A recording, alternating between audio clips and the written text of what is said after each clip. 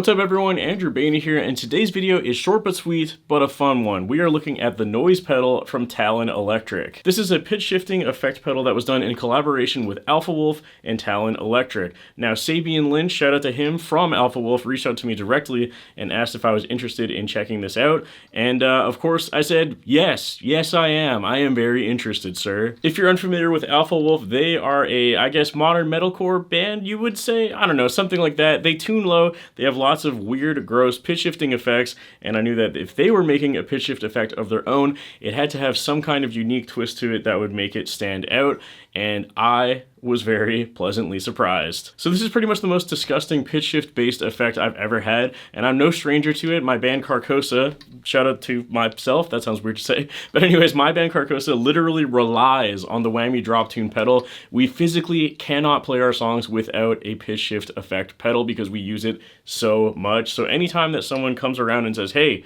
we made a different kind of pitch shift effect, I'm going to want to check it out. The controls on this are pretty simple. We have two momentary foot switches. We have octave up and double octave up, pretty self-explanatory. And then the other three knobs are a little bit weirder because they don't actually explain what they do. We have panic, we have chaos, we have speed, and we have rise. So what this sounds like to me, and I'm kind of guessing because the page on Talon's website doesn't actually say what each one does, but to me it sounds kind of like a chorus, a flanger, a ring mod maybe, and then the rise is how fast your pitch shift happens. So if you have it set to, you know, the bottom, then it just happens instantaneously, and if you have it all the way to the right, then it gradually rises. But even though you don't technically know what each knob does, it doesn't really matter because the whole point of this thing is to twist knobs and see what disgusting noises you can come up with. So I had the settings like this for the whole demo clip that you just heard, and yeah, as you heard, it's a noise. Like, I don't know what they could have called it other than the noise, literally. So like I said, this is a pretty short but sweet video. I wasn't actually going to do a whole YouTube video about this. I was only going to do the short demo clip,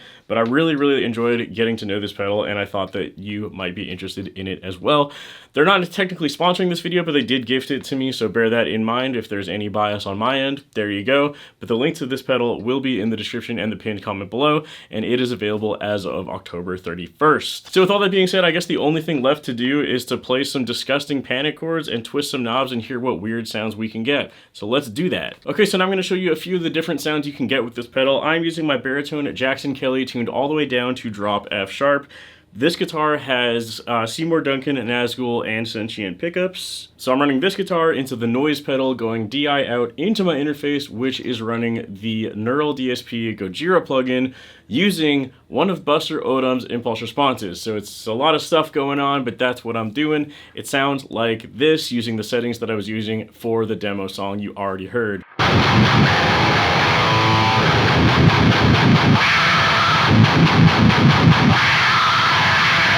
So yeah, it's dumb.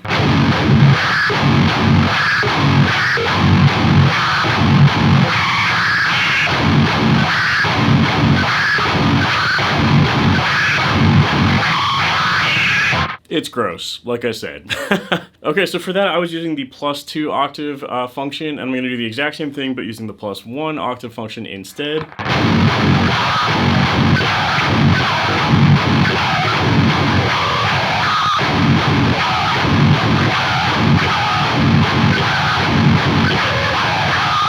Pretty stupid. And then if we go down and increase the rise setting, it's going to gradually pitch shift up instead. I'll show you what that sounds like.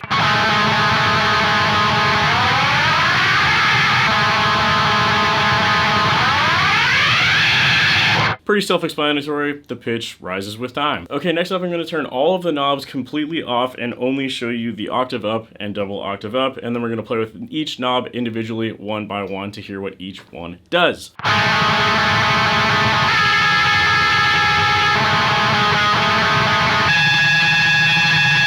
So it does exactly what you would expect. Now let's start playing with the panic knob. I'm only going to go halfway up and then fully up for each of these knobs, so let's start with that.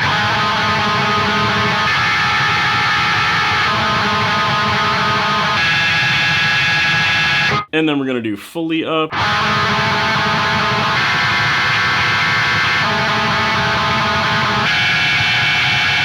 Pretty ridiculous. I'm going to turn that off and we're going to move on to the next knob, which is the chaos knob.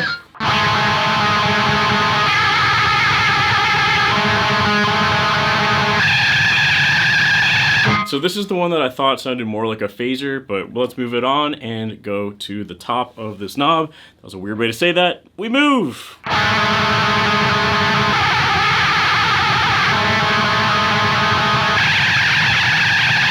Ridiculous. Moving on to the final knob, which is the speed knob.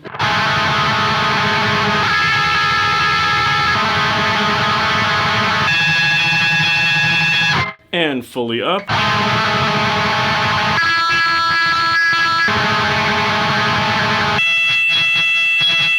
So that's a loose demonstration of what each of the knobs do individually. However, if you're going to be using this pedal, you're not going to be using just one of these knobs. Chances are you're going to be combining different aspects of all three, which is what I was doing in the demo. So let's put all of the knobs at 50% and see what it sounds like for a final test once more.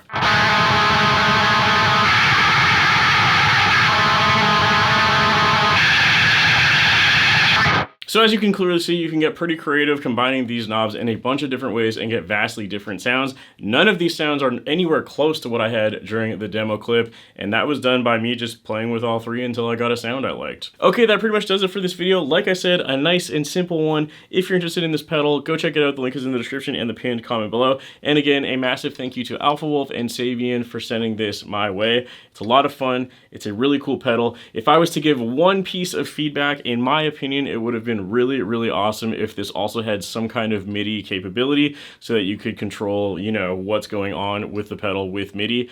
I personally would have loved that because when I play live, I don't actually like touching anything with my feet. I like things to happen automatically in sync with our backtrack, not backtrap. But yeah, anyways, that might be a specific thing to me because I'm a lazy guitarist and I don't actually want to touch a pedal. I want it to do the thing automatically. But other than that, I really enjoyed playing around with this pedal, and the effects that I got sounded literally disgusting, which in this case is a good thing. Last but not least, a massive thank you to my Patreon members whose names are on the screen at this point in time. If you're interested in audio downloads, guitar tabs, stems, or a shout out on the screen like these lovely people here, you can find all of that in the description below as well. Thank you all so much for watching, and I'll see you next time.